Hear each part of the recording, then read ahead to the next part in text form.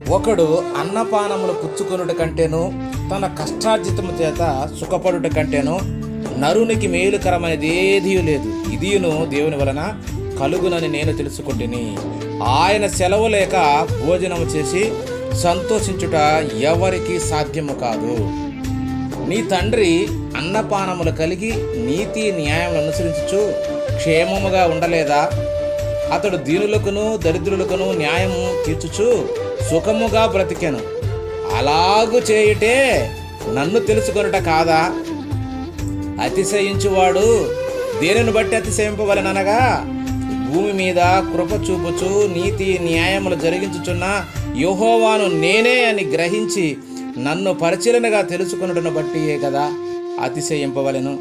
అట్టి వాటిలో నేను ఆనందించువాడను, అంతేగాని నీ బలమును బట్టో నీ ఐశ్వర్యాన్ని బట్టో నేను ఆనందించేవాడిని కాదు.